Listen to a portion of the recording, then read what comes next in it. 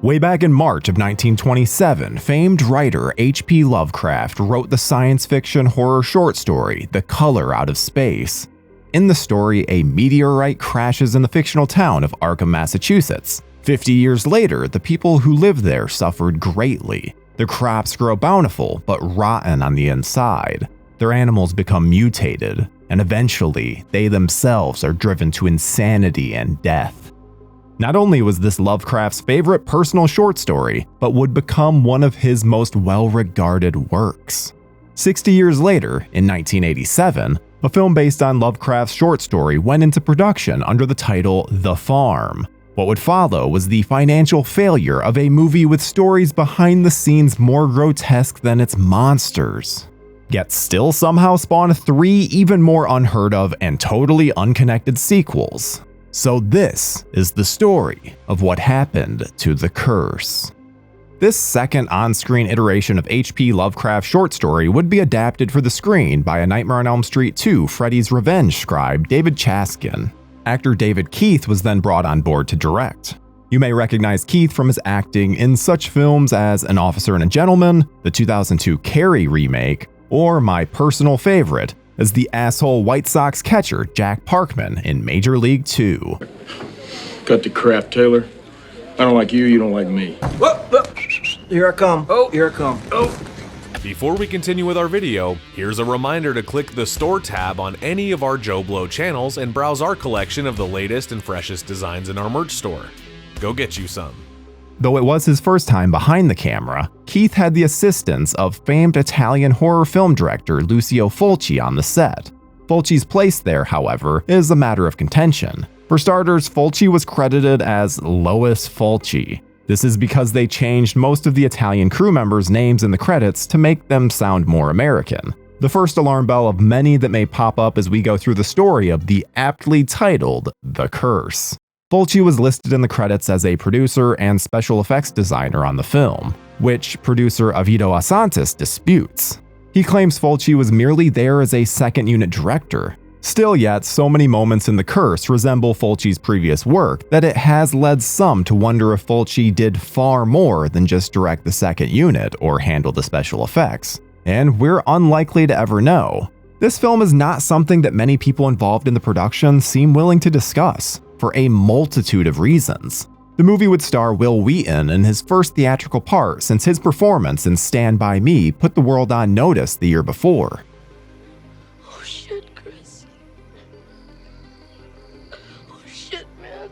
Wheaton played Zach, a teenage boy who was forced into a new family when his mother, Alice, played by Kathleen Jordan Gregory, married Nathan, who was played by Claude Atkins. Nathan was, how to put this, a complete and unfathomable asshole. He was a domineering farmer and father who used the word of his God as an excuse to physically and emotionally keep his kids and wife in line. He's not my brother. And you're not my father. When he's not striking the children, he's telling his wife that her biscuits are dry. Biscuits a little dry this morning, Francis. You forgot to add something? That, or demeaning her for trying to get some adult time with him in the bedroom. No. Ain't proper. Man should be making advances, not the woman. But Nathan gets what he deserves, both in his demise, in the form of a pitchfork going through the gut, and in the fact that his wife ends up going outside in the middle of the night to bang this extremely creepy barn dude. Don't ask me why this scene even exists, because I won't have an answer. But damn, that guy was hairy. This completely pointless lovemaking scene also happens to be the moment that a meteor arrives at the farm, putting into motion events that poison the water and turn everything into gooey death. Wheaton's real-life younger sister, Amy Wheaton, was cast as his innocent and loving little sister in the film, opposite his new stepbrother, a mouth-breathing and obnoxious Cyrus. Think of Cyrus as the annoying Friday the 13th Part 5 chocolate bar guy. So I'm here to help you. You can count on me, Rob. You too, Vi. Want a chocolate bar? Only as the entitled favorite child of your asshole stepdad. The punchable character was played by Malcolm Denard, who Wheaton would later say was kind and gentle in real life, making him and his sister feel a little safer, which after the meteorite lands, our characters are anything but. Once the meteorite melts into the ground and infiltrates the water of this small Tennessee community, they chalk it up to, and I quote, "Airplane doo-doo?" Therefore, anything that comes into contact with the water is infected. Plants become more robust, but diseased with worms and other exploding nastiness. The cows grow giant, pulsating sacs of worms and other goo. Human beings start to grow boils on their face and end up mutated, murderous monsters. But the hard-headed community is too wrapped up in either their own greed, religion, or simple hard-headedness to do anything about it before it's too late. The entire watching experience of The Curse is a strange one. While the story and setting are American-centric, the effects are Italian horror through and through. Disgusting and over the top in a way that even a simple chicken dinner will make you want to hurl. It's all Fulci all the time when it comes to the gross out gags. These same special effects, overlaid with the ultra 80s horror score, are, to be honest, the only things that truthfully capture your attention in the film. Most of the characters are obnoxious, and the movie focuses on some really pointless shit for most of its runtime. A storyline involving the refusal of Nathan to sell his farm, and a plot to build a water dam that doesn't amount to a pile of frozen airplane space dookie story-wise. But as far as nasty horror scenes go, it's goo gone wild. Nothing in the film, however, is as gross as what allegedly went on behind the scenes, according to a now adult Wil Wheaton. In a blog post titled, "When you watch The Curse, you are watching two children who were abused and exploited daily during production. No adults protected us." Wheaton describes a set where both he and his sister were subjected to both physical and mental abuse. He says that he never wanted to do the film, and that even as a kid, he knew it would be bad for his career at the time. His parents, however, were tempted by the prospect of $100,000. Of which he only made 15 cents on the dollar, a trip to Rome, and a role for his little sister. Wheaton recalls being beckoned to a meeting about the film with some producers without his agent. His mother instead acted on his behalf in a meeting where he was frightened and pressured by everyone present to sign on to the project. Once in Rome, he says his sister and he were subjected to a bevy of broken child labor laws and forced to work 12-hour days without any breaks for 5 days a week. He says he was touched inappropriately twice by 2 different adults during production and had no faith that his mother would do anything about it were she even told. Things unfortunately keep getting darker from there. Wheaton says that the cuts on the face of his little sister as he consoles her in the film were not only real, but were put there by the production themselves. He says the makeup department would literally cut my little sister's face with a scalpel in 3 places and put bandages over them. He also says in his blog that Fulci was the second unit director during a scene where his sister's character is being attacked by the chickens. He claims that Fulci had live chickens thrown at his then 9-year-old sister, tying their legs to her so that they would peck her.